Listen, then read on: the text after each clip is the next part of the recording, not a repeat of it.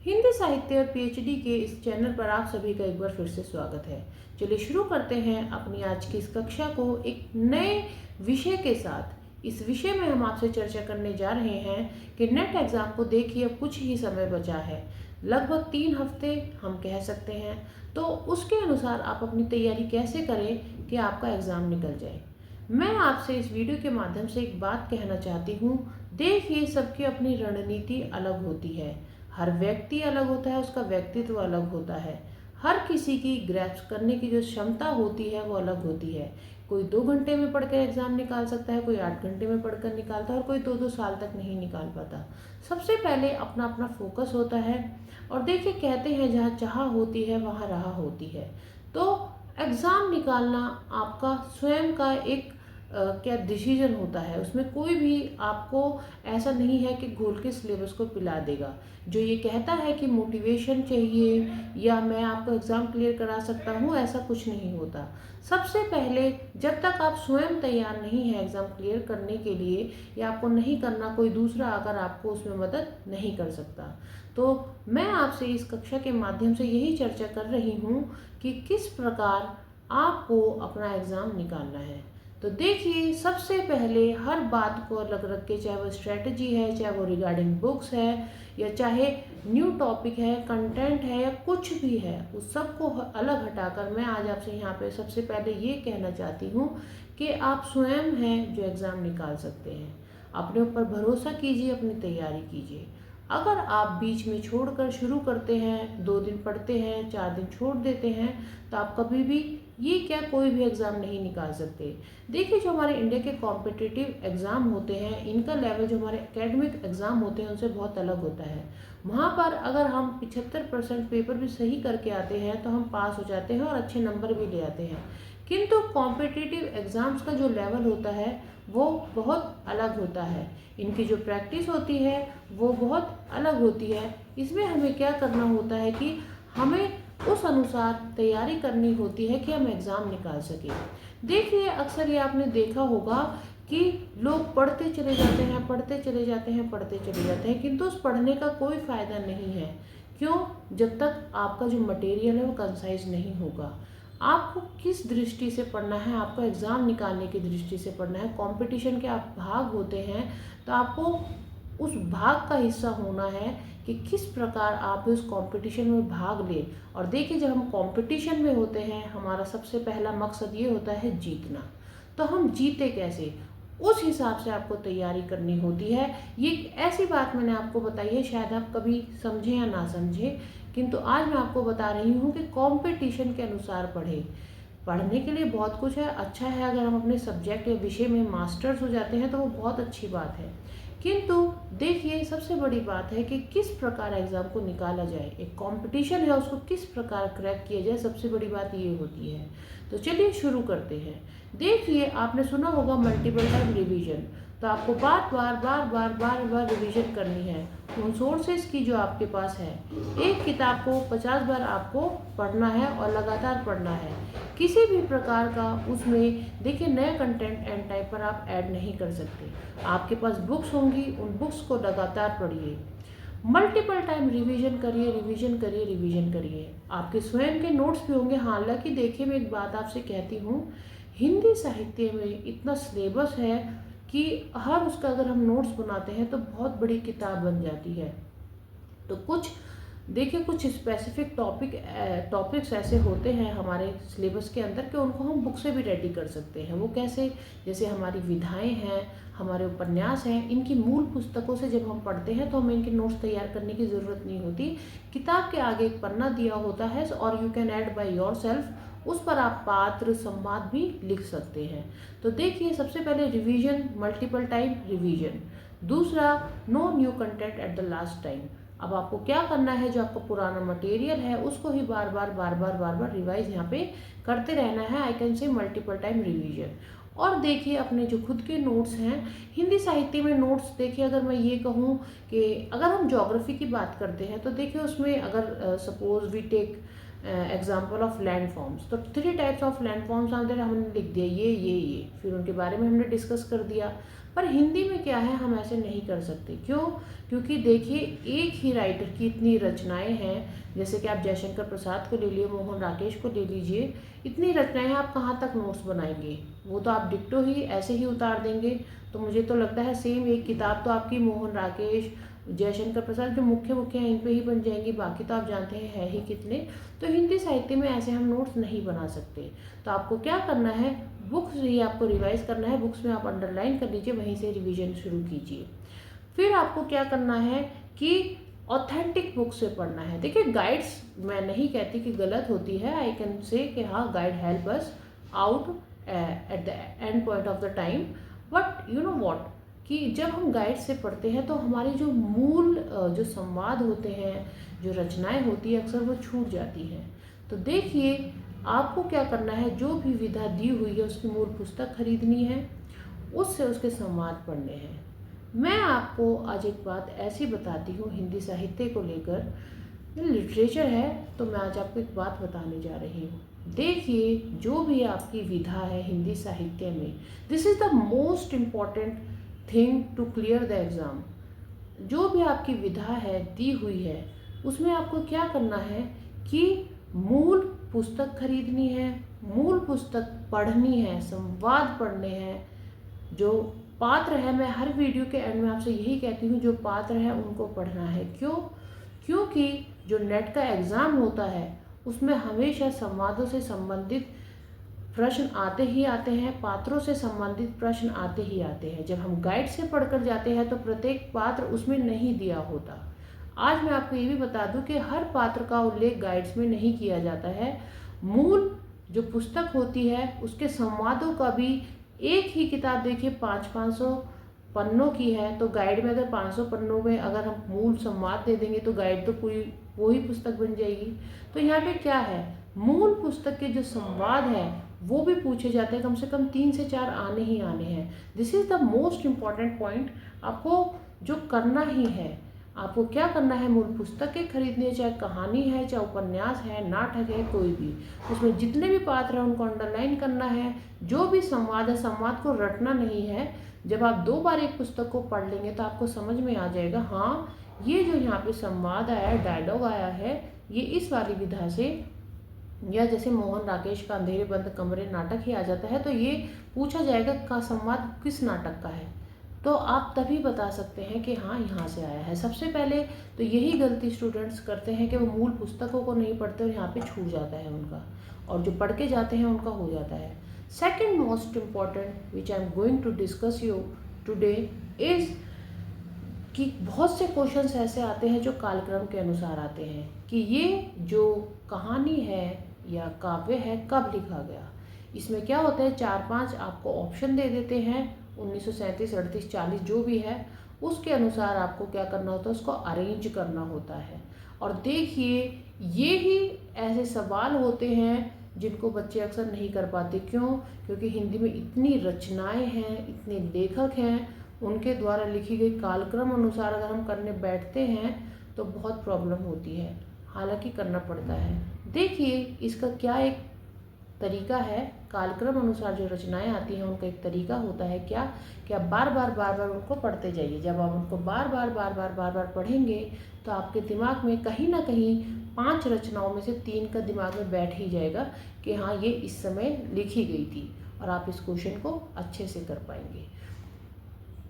जो एग्ज़ाम है उसको क्रैक करने की एक स्ट्रैटेजी होती है, और यही वो स्ट्रैटेजीज़ होती हैं। अक्सर आप पूछते हैं कि स्ट्रैटेजी क्या होती है, हम कैसे एग्ज़ाम को क्लियर करें, तो वो स्ट्रैटेजीज़ यही होती है। इसलिए आज इस वीडियो को मैं आपके सामने लेकर आई ताकि आपकी कुछ शंकाएं दूर हो सके। मैं ये नहीं कह रही कि मैं आपका एग्ज़ाम क्लियर करा सकती हूँ, बट हाँ मुझे जो लगता है मैं आपकी एक मदद कर सकती हूँ। क्यों? क्योंकि मैंने स्वयं अपने आप पढ़कर जो अपना एग्ज़ाम क्लियर किया था, तो यहाँ पर आपकी एक मदद मैं अवश्य कर सकती हूँ। देखिए करना ना करना आपके हाथ में है। तो कालक्रम अनुसार आने वाली रचनाएं जो होती हैं उनको बार बार दोहराइए। जब आप उनको बार बार दोहराएंगे कहीं ना कहीं वो आपके दिमाग में बैठ जाएगा। हालांकि वो ऐसे याद नहीं होगा कि अगर मैं आपसे पूछूँ अभी कि भारत भारती कब लिखी गई, वो ऐसे किसी को भी याद नहीं होता है। किंतु हाँ ये है कि जब आप एग्ज़ाम में जाते हैं तो अन्य रचनाएं ऐसी दी होंगी, उनके कंपैरिजन में आप बता सकते हैं हाँ ये तब लिखी गई, तो आप उसको टिक करके आते हैं। और मोस्ट प्रोबेबिलिटी होती है, मोस्ट प्रोबेबली होता ही है कि हमारा आंसर ठीक हो जाता है। ये 2 पॉइंट ऐसे हैं, एक तो कालक्रम अनुसार वाले प्रश्न और एक मूल संवाद और जो पात्र हैं उनके प्रश्न ऐसे हैं जो हमेशा आपको जीत दिलाएंगे इस एग्ज़ाम को क्लियर करने में, नेट के एग्ज़ाम को क्लियर करने में। देखिए ये लिटरेचर है और लिटरेचर बहुत वास्ट होता है, तो इस तरीके से पढ़ेंगे तो अवश्य ही हो जाएगा। फिर पेपर 1 भी है। पेपर 1 के बारे में देखिए मैं इतना ही कहूँगी कि हाँ उसके भी नंबर होते हैं, उसमें कुछ विषय ऐसे होते हैं, अगर आपको जानना है तो आप वीडियो में कमेंट करके पूछ सकते हैं। उसके कुछ विषय ऐसे होते हैं जो अगर हम करके जाते हैं तो हो जाएगा, पर अभी उसको मैं साइड में रखती हूँ क्योंकि अभी यहाँ पे हिंदी विषय की चर्चा हम कर रहे हैं। फिर देखिए हिंदी साहित्य में सबसे बड़ी मार बच्चे कहाँ पे खाते हैं कि भाषा विज्ञान को छोड़ देते हैं, काव्य शास्त्र को छोड़ देते हैं। क्यों? क्योंकि काव्य शास्त्र और भाषा विज्ञान जो जुड़े हुए हैं हिंदी साहित्य से वो टफ हैं, और इसी कारण बच्चे उनको करने के लिए तैयार नहीं होते। वो सोचते हैं केवल जो हिंदी साहित्य का जो लिटरेचर का है अगर हम उसे ही कर जाएंगे तो हमारा एग्ज़ाम क्लियर हो जाएगा, तो बिल्कुल भी नहीं होगा। क्योंकि अलंकार शास्त्र से या काव्य शास्त्र है उसमें कितने लेखक हैं काव्य, जैसे कि हमारे बहुत लेखक हैं, भरत मुनि है और कई हैं, आनंदवर्धन है, बहुत सारे हैं। उनका क्या है उस समय पे हमें नाम याद ही नहीं रहता। क्यों? क्योंकि हमने पढ़ा ही नहीं। उनसे संबंधित बहुत जगन्नाथ हैं, बहुत है, देखिए अभी धीरे धीरे याद आते जाएंगे। जगन्नाथ है, ऐसे बहुत सारे होते हैं जिनको क्या है, देखिए मैंने इतनी बार पढ़ा तब भी थोड़ा मुझे भी टाइम लग रहा है उनको रिकॉल करने में, क्योंकि देखिए ह्यूमन नेचर है, यहाँ पे कोई भी एलियन नहीं है कि वो एकदम से ही हाँ सब दिमाग में फिट होता है बता देगा। ये ह्यूमन नेचर है, व्यास है, धीरे धीरे धीरे करके सब आने लगता है याद हम जब सोचने बैठते हैं। तो यहाँ पर क्या होता है कि भाषा विज्ञान जिसमें भाषाओं के बारे में बताता है, कौन कौन से सिद्धांत है भाषा विज्ञान में, उसको बच्चे छोड़ देते हैं। दे टोटली मिस्ड आउट।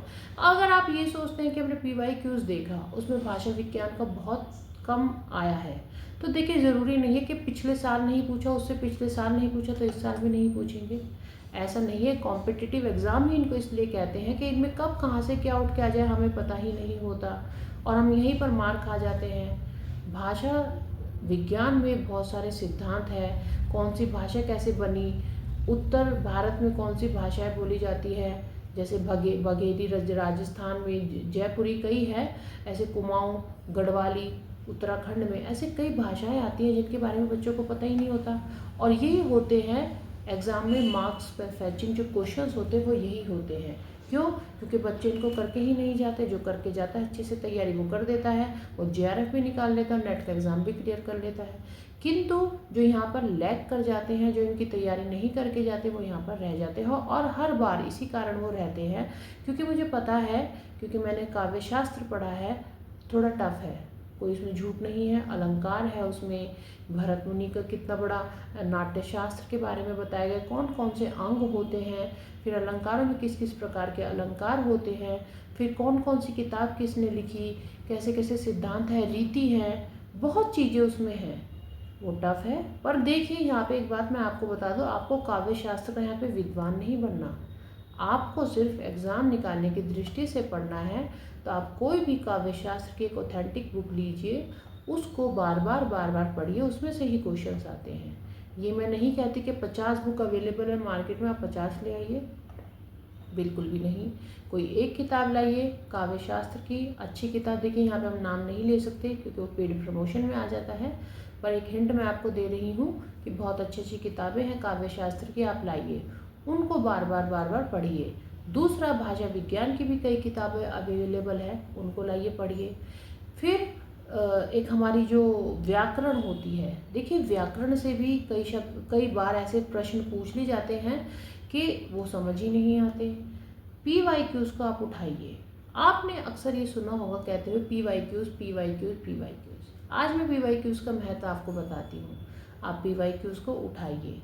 PYQs में देखिए कौन कौन से प्रश्न पूछे गए हैं, वो आपको एक आइडिया देते हैं कि हाँ ऐसे प्रश्न आते हैं। अगर आप ये सोचें कि PYQs को करने से हम पास हो जाते हैं, तो ऐसा नहीं है। हालांकि PYQs रिपीट भी होते हैं पर not every PYQ, some of them, और वो इतने ही होते हैं कि वो एग्ज़ाम क्लियर नहीं कराते। वो सिर्फ इतने होते हैं कि हाँ आपको थोड़ी तसल्ली हो जाए, हमने पढ़ा था एंड वी टिक दैट और we correct that answer, correctly tick that answer, इतना होता है। वो आपको एग्ज़ाम क्लियर नहीं करा सकता। तो उसके लिए आपको क्या करना है, PYQs को देखिए, एक अंदाज़ा लीजिए कि हाँ जैसे काव्य शास्त्र से संबंधित जितने भी PYQs एक बार उनको पढ़ लीजिए, आपको एक आइडिया लग जाएगा कि हाँ ये रीति है, गौड़ रीति है, बहुत सारी रीतियाँ हैं, अलंकार है, कौन कौन से अलंकार है। देखिए अलंकारों में भी अलंकार है, अभी तक तो हम छोटी क्लासेस में सिर्फ अलंकार पढ़ते आते थे, अलंकार के अंदर भी अलंकार होते हैं, उनको पढ़िए, टाइप्स ऑफ अलंकार है यहाँ पे। फिर भारतीय काव्य शास्त्र के साथ पश्चिमी काव्य शास्त्र भी यहाँ पे है। आप जानते हैं पाश्चात्य काव्य शास्त्र है जिसमें कि रूसो के बारे में, प्लेटो के बारे में, एरिस्टोटल अरस्तु के बारे में और लॉन्जाइनस है उनके बारे में कितनी चीज़ें पूछी जाती हैं। और यही देखिए हिंदी साहित्य को लेकर एक बात मैं बताऊं तो आपको काव्य शास्त्र, भाषा विज्ञान और हमारा कालक्रम अनुसार प्रश्न और मूल रचना के संवाद जो है, यही और पात्र यही होते हैं जो मार्क्स फैचिंग क्वेश्चंस होते हैं। बाकी सब पढ़कर जाते हैं, ऐसी बात नहीं है। यहाँ पर थोड़ा लैक लोग कर जाते हैं, क्यों? क्योंकि ये थोड़े मतलब आउट ऑफ माइंड इसको हम कह सकते हैं कि थोड़ा समझ आने में टाइम लगता है। इसको ये टाइम कंज्यूमिंग है, आपको इसको टाइम देना ही पड़ेगा, बिना टाइम दिए नहीं हो पाएगा। तो स्ट्रैटेजी की अगर बात करें तो कोई स्ट्रैटेजी है ही नहीं, कोई भी स्ट्रैटेजी नहीं है जो एग्ज़ाम क्लियर करा सके। आपकी मेहनत है, आप अपनी मेहनत करिए, एग्ज़ाम क्लियर होगा। कोई भी ऐसा कोचिंग सेंटर नहीं है, कोई भी ऐसा टीचर नहीं है जो ये कहता हूँ मैं क्लियर करा दूँगा। क्यों?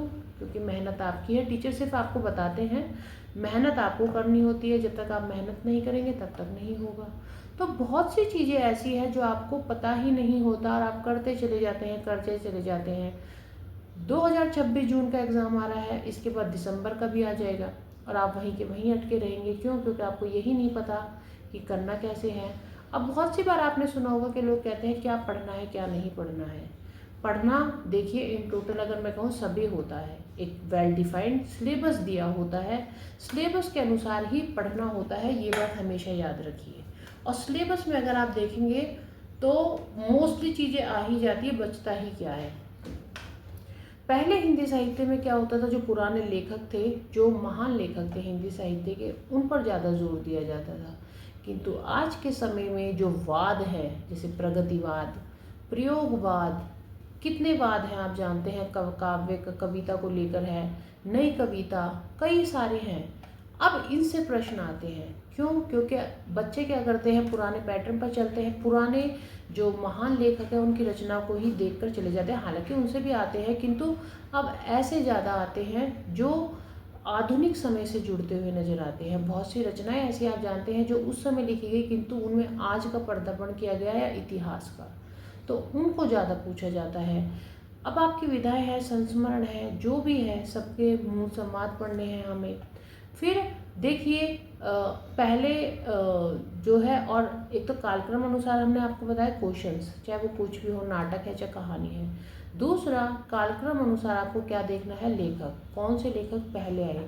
हिंदी साहित्य में सबसे बड़ा डाउट ही यही है कि कौन पहले आया। क्यों? क्योंकि देखिए जब आप भारतेंदु युग के कवि देखते हैं या लेखक देखते हैं, वो सभी एक समय के अनुसार ही है, सिर्फ एक एक साल का या दो दो साल का फर्क होता है। जब आप द्विवेदी युग के देखते हैं तो उसमें भी यही प्रॉब्लम है। हर काल में यही प्रॉब्लम चलती आती है, क्योंकि सब ने एक साथ मंडली बनाकर लिखना जब शुरू किया तो ऐसे ही कुछ हुआ और यहीं पर बच्चे बहुत परेशान होते हैं। इसका एक ही तरीका है कि बार बार उनको रटिए। मैं नहीं कहती आप उनको लिखिए, क्योंकि लिखने से तो कोई फ़ायदा मिलना नहीं है। तो इसके लिए क्या है, आपको वेल डिफाइंड गाइड्स हैं मार्केट में, उनको उठाइए। उनमें दिया हुआ है कि कैसे कौन कौन से भारतेंदु मंडली के हैं, कौन से द्विवेदी काल के हैं, कौन से छायावाद युग के हैं, ऐसे कर करके जो भी आधुनिक युग के हैं, ऐसे कर करके जो भी है उनको पढ़ते जाइए। एटलीस्ट अगर मैं कहूँ 6 से 10 महीने आपको पढ़ना ही है। डेली 4-5 घंटे उनको रिवाइज करिए। और फिर आप जानते हैं कि प्रवासी साहित्य भी इसमें आ जाता है, उसको भी पढ़ना होता है। कौन कौन से न्यूज़पेपर्स थे वो भी पढ़ना होता है। तो मैंने आपसे कहा ना, हिंदी का सिलेबस इतना वास्ट है, इसके चाह के बड़े हम नोट्स नहीं बना सकते। आप सिर्फ, मैं इतना कह सकती हूँ, नोट्स बनते हैं सिर्फ इतने बन सकते हैं जैसे कि कोई मूल रचना है, उसके पात्र और उसके संवादों को उसी में पढ़ना, पात्रों को आगे लिख देना, सिर्फ ये नोट्स बन सकते हैं। और कहानी का सार आप लिख सकते हैं, वो तो कहीं भी आपको मिल जाएगा सार तो। जैसे कि कोई भी कहानी उठा ले, जैसे मुर्दिया है, आत्मकथा भी हमारी चल ही रही है, उसके बारे में पता करें तो किसने लिखी, तुलसी राम ने लिखी, दलित साहित्य है ये। इसमें दलितों की समस्याओं को दर्शाया है उन्होंने, किस प्रकार बचपन से लेकर जवानी तक या किशोरावस्था तक वो इसी दलित वाले जो कलंक से जूझते रहे, इस प्रॉब्लम से जूझते रहे, एक समस्या को दर्शाए, सार हो गया मुर्दिया का। किंतु अगर हम मुर्दिया को पढ़ेंगे तो लगभग 200 से 220 शब्दों की वो पुस्तक है। तो बताइए कितना अंतर है। सार एक पेज में हम आपको लिख के, इससे पहले जो वीडियो बनाई उसमें हमने बता दिया, किंतु पूरी किताब को तो हम एक साथ आपके सामने प्रस्तुत नहीं कर सकते, क्योंकि किताब के अंदर ही कितने भाग और उपभाग होते हैं। तो आज मैं आपसे यही कहना चाहती हूँ, अगर आप हिंदी साहित्य की तैयारी कर रहे हैं और आपका एग्ज़ाम है, तो ये 4-5 पॉइंट जो मैंने आपको बताए, पुनरावृत्ति, same sources revision, your own notes, no new content at the last time, prepare from the authentic books, every जो विधा है उनको बार बार उनके मूल संवादों को पढ़ना, मोस्ट इम्पॉर्टेंट कालक्रम अनुसार जो रचनाएं हैं, कवि हैं, उनको पढ़ना, मूल रचना के जो संवाद हैं मोस्ट इम्पॉर्टेंट, अगेन पात्र हैं वो, फिर अलंकार, काव्यशास्त्र, पाश्चात्य और भारतीय दोनों, फिर भाषा विज्ञान, इन सबको पढ़िए। कहीं कुछ आपको अगर कमी है या आपको कुछ पूछना है तो आप वीडियो में कमेंट के माध्यम से पूछ सकते हैं। I am here to help you out. आज के लिए इतना ही, धन्यवाद।